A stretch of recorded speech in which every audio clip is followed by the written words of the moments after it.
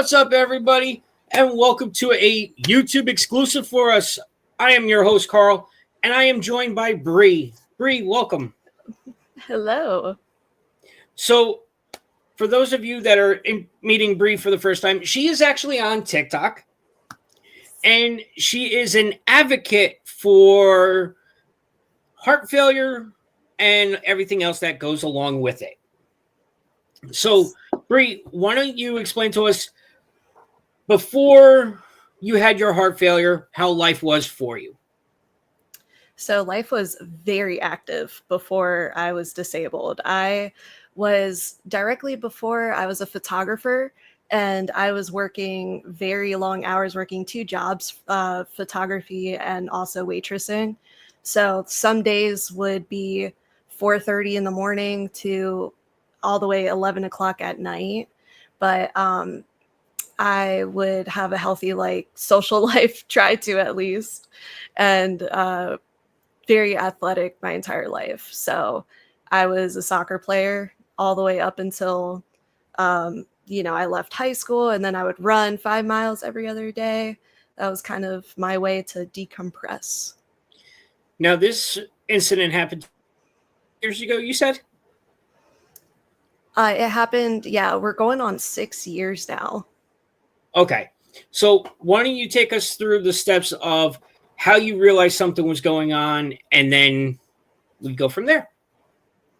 So originally, going up into May of 2019, I just started to feel sick, just normal, like flu-like symptoms, but it started to progress to where I was getting just the minute I'd stand up, it would be cold sweats, and then it happened like on my birthday was when I really knew something was wrong, because I had a present. All I did was lift the lid off of it, and I was hyperventilating. It felt like I ran 5 miles, and just nausea and stuff like that. So I knew I had to go see a doctor. And what type of tests would they run on you?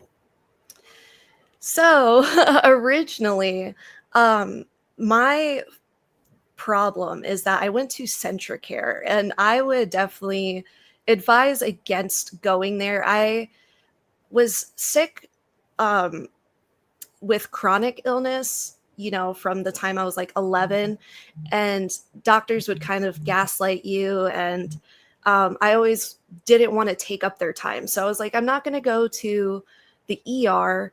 Instead, I'm going to go to Centricare and see what's going on. And they actually didn't do anything, and said I had an upper respiratory infection and sent me home. So the difference between that and like going to the actual ER is when you go to the ER and you list the problems that I was having, especially like if it has anything to do with like chest pains, they'll do an EKG right away. And so they're looking at what your heart is emitting and making sure you're okay. Okay. And so, the time between the time you went to, say, urgent care and the ER, how many days? Oh, it was the very next day.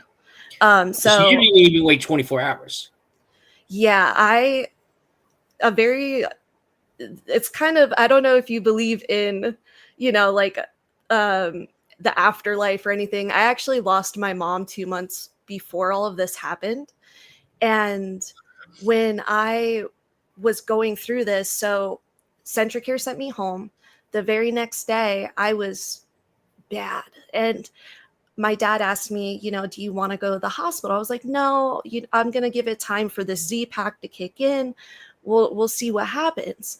I go to lay down, and when I laid in the bed trying to go to sleep, I swear on everything, I heard my mom in the back of my head say, you need to go to the hospital now. And I didn't second guess it.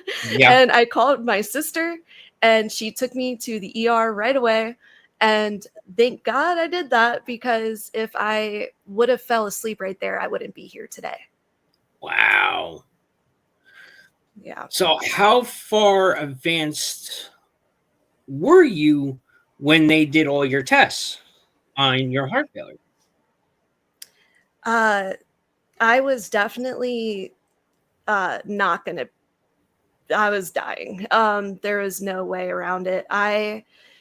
Uh, it's that entire period is kind of a blur for me, if I'm being honest. Like, I couldn't really tell you what the doctors were saying. For me, literally all I remember was going to the hospital. They did the EKG, and I remember being brought immediately to the back room, to like a hospital room.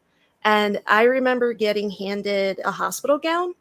I blink, and when I open my eyes, I am laid out on a table surrounded by nurses and a doctor trying to get a femoral line. And I was in even worse shape because I couldn't breathe. You Um, basically almost coded right there in the hospital. yes, yes. I was saying, if it felt like I was drowning above water. That's exactly how it felt like. I could not breathe. And that's all I was saying. And the doctor's like, I can't get a femoral line. I don't know what to do. And I'm like, that's not good. Yeah. And yeah. And that's when I looked to my left, and there was just one nurse that was holding my arm, and she's like rubbing it. And she just looked me in the eyes and she said, "You're going to be okay. I promise you're going to be okay." And that's when I blink, and everything.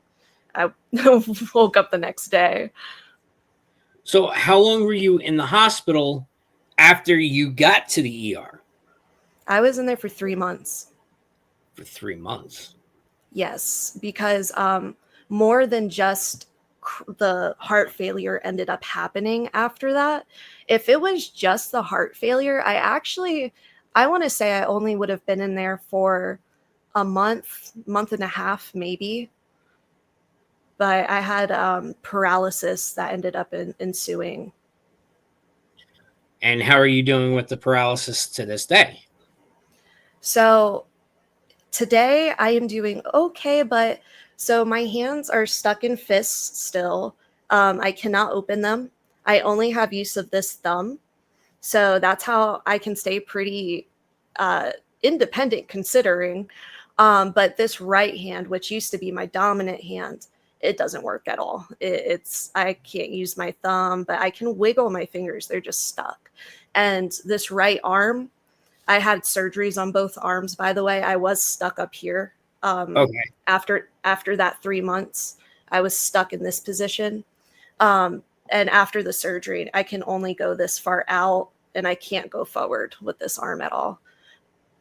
Now, is there anything that they're going to be able to do for you to somewhat open your hands, or no? So we are trying surgeries. So the first surgeries that I had on each arm was a tendon extension because my left arm actually got loose by itself, and that's why I'm able to use this one. But Okay.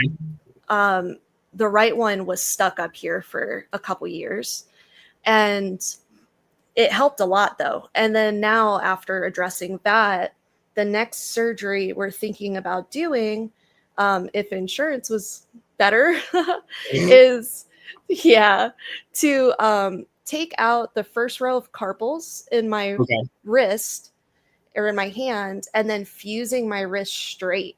And in doing that, what you actually do is make more room for the ligaments to work. And for someone else to open my hand, it actually opens. So it's not like stuck in there. The tendon extension helped passively open my hand.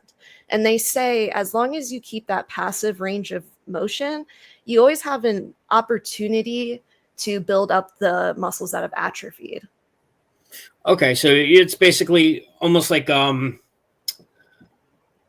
reconstructive surgery, but basically to re relearn the muscles to the for the muscles to relearn how to be used. Yeah, and um, they're trying to go about it in the way where I would retain as much movement as possible. If they wanted to, or if I chose to, they could go in here and cut everything, and my hand would be open. It would be wide open, but I would only be able to close it like that much. Like, that's all I would have. So there would be no actually making a fist anymore or anything. Now, getting back to the heart failure, sorry. I know I'm jumping all over the place here. Oh, it's all You good. did actually have heart surgery, correct? I did. So I had to have open heart surgery, and the purpose for that was to place me onto ECMO. It's extracorporeal membrane oxygenation. It is the worst form of life support someone can be on. And basically what that did is, for me specifically, they took tubes and it went through my abdomen. But honestly, I know one guy that his tube like went through his shoulder here, and it connects to your arteries and veins, almost like disconnecting your heart from your body, and it pumps your blood for you. So your blood comes out through the tubes into that machine, it oxygenates it, puts it back into your body so your heart can rest. And thankfully, that machine worked for me. If it didn't, I would have had to have a heart transplant. Wow. So you don't need any type of heart transplant or anything like that, but you're on medication now to help stabilize it, correct? Actually, thankfully, I used to be on a medication for my heart. I'm actually not on anything right now. My heart healed very well. It was 3 times its normal size. Now it's back down to like a regular size heart. And as of right now, I wouldn't need a heart transplant. But the thing is, as you get older, I have damage that was done to my heart, which is why they say I have congestive heart failure. And it's permanent from that. So as I get older,